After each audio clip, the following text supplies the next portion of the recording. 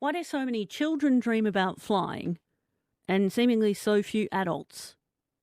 Continuing this conversation is Jane Teresa Anderson, who's a dream analyst and author. Hello, Jane Teresa. Do you Hello, Helen. dream about flying? Interestingly enough, I do dream about flying as an adult, and although I can remember so many dreams as a child, I actually didn't dream of flying as a child. So I don't know if I'm just a unique person there. You're the unicorn of flying dreams. I've got it back to front, haven't I? Maybe Oh, I'm a child now and I was an adult then. No, maybe not. oh, well, that seems like the right way to live your life, though. What is your flying technique when it happens in your dreams? Usually, there's someone in the dream says, "You're." Are you dreaming? And I'll say, no, no, of course I'm not dreaming. They say, well, are you dreaming? And I'll go, look, if I were dreaming, I could fly, okay? And I'll just show that I can't do that. And I'll flap my arms and I'll take off and I'll be so surprised. And Oh, I'll loop the loops and go flying wherever I want to go. So in earlier flying years, maybe going back about 10 or 15 years, my personal dream flying was more like, I'm flying. Oh, no, I'm not. I'm flying. And so, oh, no, no, can I get up there? Yes, I can. But now I'm right up there and looping the loop. has your life taken off in ways in the last 10 or 15 years that you think parallels with that? Yes, absolutely. And that's really, the basis of looking at a dream. We can never take a dream dictionary approach, but if you look at a dream as a metaphor for what you're experiencing in your life today, consciously or unconsciously, then that's a sort of starting point for the interpretation. So many people, if they have that kind of dream where it's, yeah, I'm taking off, or I'm sort of taking off and I'm not, is my flying dream, it can be that I feel in my life I'm taking off, but my doubt is holding me back, for example. Other people may dream as adults of flying when they're trying to escape. Oh, good, I'm going to get away from this monster, whatever it is, I'm going to fly. And that can perhaps be a starting point for thinking, what are you trying to escape that you might perhaps be better facing in waking life? So you really go by the feeling that you have in the flying dream and translating that as a kind of metaphor. I was really hoping that wasn't the case. My fear was that would be the case. As a child, I dreamt of flying. As an adult, I still have falling dreams where, I'll be literally in the sky and on a roller coaster and it'll malfunction and I'll fall and fall and fall and fall. That's kind of the opposite vibe, isn't it? It is, but our dreams do show our conscious and our unconscious side. So that dream probably comes up for you when you perhaps are, as you say, up in the air and doing amazing things. And some part of your unconscious mind is going, this can't last. What if I fall? What if it doesn't work out? And your It dreaming does mind is sound doing like a me. wonderful, yeah, your dreaming mind does a wonderful job of processing that with the idea that you wake up in the morning with a better sort of feeling for your fears or your feelings or how you're going about life. And do you feel like it's a common dream for children to dream of flying, Yeah, despite my despite my despite lack your of flying experience? experience as a child, I do hear a lot of people say that. Usually from the lamenting adult point of view, oh, I wish I'd had the dreams that I had when I was a child. Now, in order to be able to call up an experience in a dream, we do have to have some kind of experience in life of flying. Now, when you think about children, one thing that a lot of parents do, I know I did with my kids, is that you give them a little throw up in the air. They get an experience of being airborne a little bit from time to time. Oh, So there's that aspect of, they may even in their dreams be processing, I didn't like that, or I did like that. But I think more importantly, of course, the thing that all children do as they grow, so subtly, day by day, even though we and they don't notice, they wake up in the morning and maybe they're a little bit further from the floor or a little bit further from the floor just in simply growing taller. And it may be that their dreamy minds are processing this feeling of, oh, I'm going up. Oh, how do I feel about this? Oh, I'm going up. The floor looks a lot further away. And that may be translated into a flying kind of feeling. Also, for a lot of children, childhood is fun and playful and taking off in all of those kinds of ways. And for a lot of children who are um, progressing well, they've also got this feeling that they're reaching the higher potential, life is going well, they're lifting up. Literally, as you said, things are taking off for them, so all those things can appear in their dreams, whereas other children may also be flying in their dreams to escape uncomfortable or difficult situations. But if you ask them about their dreams and you listen to how they describe their dreams, you'll pick which category, which metaphor they're really playing out. Oh, you just gave me a visceral memory of being on the swings as a kid and getting airborne because you swing up so high, you go up off the seat. Yes, and that's then come another back. one. Yeah. Yeah, and fear of going all the way over the top, 360 degrees. Now that could give you a fear of flying dream. I never broke an arm, but I sure gave it a good go. Glenn from Gilston Base texted 0438 922 936. He's hit a soundtrack for these dreams. He says, Tom Petty, learning to fly, but I ain't got wings. Oh, that's perfect, isn't it? But maybe in dreams you don't need wings. You've got arms, or you just do it anyway. Oh, it was a bit like breaststroke for me. Ah, yes, yes. So in your case, and I have heard that before, Helen, so in your case it may have been as a child that the freedom of swimming, you learn to swim, and particularly when you're learning to swim, don't you feel amazing as a child the first time that you really take your feet off the bottom and you do it?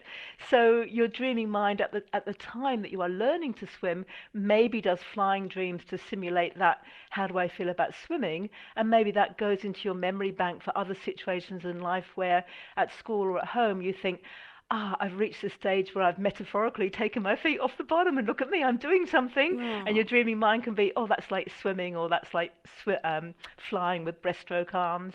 I did earn most of my pocket money by getting personal best times at swimming clubs, so there may have been a connection there. Makes perfect sense, yes. Yeah.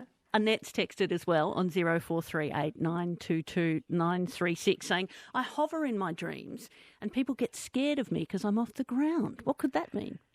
Yes. Well, that's a lovely dream, Annette. So the most courageous thing you can do about a dream is to look at everyone in the dream and everything in the dream as representing something about yourself, even if you know them.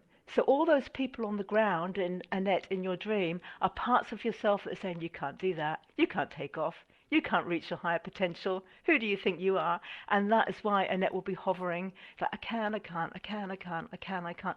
So knowing that part of your, a dream revealing there are all these other parts of yourself that think you can't do something, that can be worth contemplating the next day. And the other thing you can do for a simple dream like that, if it's a situation that Annette's thinking, I know what that is, and I have been hesitant, but I do really want to take off, then you can, while you're awake, reimagine the dream, re-feel it, only this time you say to all those people, actually, you can do this too, and you visualize while you're awake all of you taking off and flying into the air. And what you're doing is you're communicating with your own unconscious mind to change that programming of you can't do this. When this conversation started the other day, someone messaged in saying they'd been having flying dreams non-stop their whole life and was now 73 and still having them. Oh, that's wonderful. That's really wonderful. And I hope they're happy, uplifting, getting somewhere flying dreams, not with too many people on the ground saying you can't do that. Yeah. They sounded pretty positive. Somebody else was talking about lucid dreaming, where they have more control and they choose to insert themselves in a flying dream. I don't know much about that. Yes, so lucid dreaming, for maybe some listeners that don't know what it is, there's a lot of controversy over what lucid dreaming is, but it's basically this.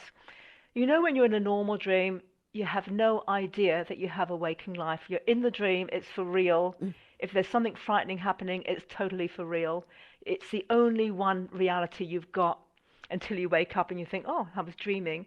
But lucid dreaming happens where you're in the dream and it's like that. Then all of a sudden, even while you're still dreaming, you go, hang on a minute, this is a dream. And at that moment, you become amazingly aware of two realities. You're totally in the dream. You're not distanced from it. You're totally in the sensual area of the dream, but you're also aware that you have a waking life and that you can maybe feel yourself in the bed.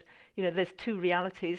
And at that point, just like your caller said, you then have control. You often don't have control for long. It comes in little bits. You think, okay, I'm dreaming. I'm going to do something amazing. What is it? And most people think I'll fly, because it is it's such an amazing feeling to be able to fly. So to be able to be totally aware of flying in that dream is the number one option that most people go for. You can't usually hold on for it for very long. Often what happens is that the dream takes over and you completely forget that you're lucid. I've only had that experience in scary dreams, where sometimes I've caught myself and there's some horrible thing and it's that, your body's responding because all the same stress hormones get released by reality, or you're dreaming reality. Your body doesn't know the difference. Just awful. And then there are some moments where I can realise and pull myself up for a moment and think, oh, no, it's okay. It's a dream. It's not really happening. And then, as you say, sink back in. That's wonderful. So you've got two options there. One is to realize it's a bad dream and wake yourself up if you're not enjoying it. The other one is to stay lucid long enough, which I think is what you're saying, to say, this is a dream. There's something frightening happening here, but I know it's a dream, so I'm going to face what's frightening, or I'm going to magic it into something not frightening, or I'm going to ask it what it is and interact with it, because you're then finding out more about this usually unconscious fear in your life that it would be good to find out about. Ask it what it's about, what it wants. So you can ask a monster in a dream, okay, all right, I'm going to stop running around away from you if you're lucid in a dream. What do you want? And you'll often hear it say something like, I want you to stop being frightened of your university exams or whatever it is. And you go, oh, is that all it was? It could be anything, but you get to know yourself more deeply if you can have that dialogue. What a lot of other people do, because we're not all blessed with being able to lucid dream, is to wake up from a scary dream like that and do the same dialogue with a pen and a piece of paper, and literally although you're awake, get yourself in that same kind of framework when you were in the dream, and have a quick chat with the monster. Sentences turn around, so you start by saying, write a sentence, hello monster in my dream, you look pretty scary to me, but... And then the monster takes over, and the monster says, oh, well, the only place I can really get your attention is in your dream. And then you move on to you. And you just do a sentence or a phrase turn about. And if you write really, really fast, it's often your unconscious mind just working on and elucidating what that symbol means to you. So you do find out more about, in that case, what your fear is, or in any dream symbol, you can elucidate more about it by doing that awake, totally awake dialogue. So if you can convince yourself in that half asleep, half awake moment to wake up, grab a notebook and take some notes, do you find that's a way for people to get a much deeper understanding of themselves? Absolutely, yeah. When you've not been accustomed to exploring your dreams to find out what they mean about yourself and your unconscious mind, the first step is often just to write down as much detail as you can remember of your dream. And in the early stages, some people may think that just sounds too hard. So you wake up and you just write down a symbol like monster or flying, and you just get in the habit of writing down on paper, and eventually you'll bring back quite a lot of detail. And if you don't, give yourself anxiety thinking, I've got to be able to interpret this, you just writing down your dream or bits of your dream every morning, and then you begin to learn some tools and techniques like the ones that I've just given. Then you can begin to explore that writing the next day and find out a little bit more about basically your unconscious mind, your inner conflicts, beliefs that you've been brought up with that no longer serve you, but are causing a bit of inner strife. That's profound. I just think, Helen, kick a blanket off. You're having a nightmare because you're overheating. That's as far as I take it. Well, kicking a blanket off when you're overheating is a very good start. And of course, it's just that people live life perfectly well without understanding their dreams. But if you do take that extra effort to interpret and understand your dreams, you tend to live life a little bit better, because you understand more about why you respond in the way that you do to anything in waking life. You've got a deeper insight into how your unconscious mindset works. So you begin to think, oh, that's why I do that in this situation. That's why I feel this. So I know that now. I can change that slightly.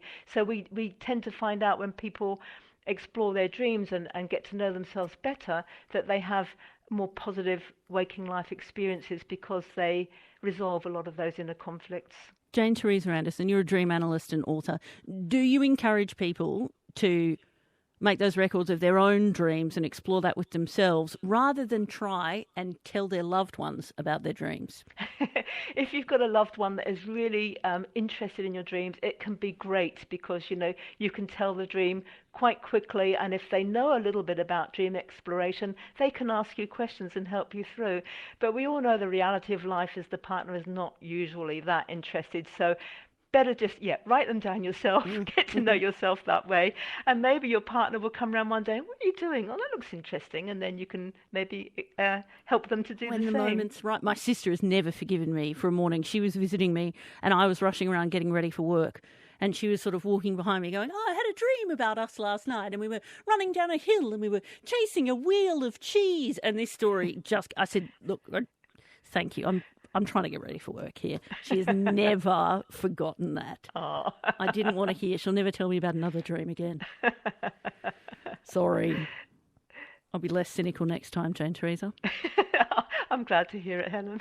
Thank you so much. Jane Teresa Anderson is a dream analyst and author with you on ABC Radio Hobart and ABC Northern Tasmania since it came up so beautifully a few days ago about flying in your dreams.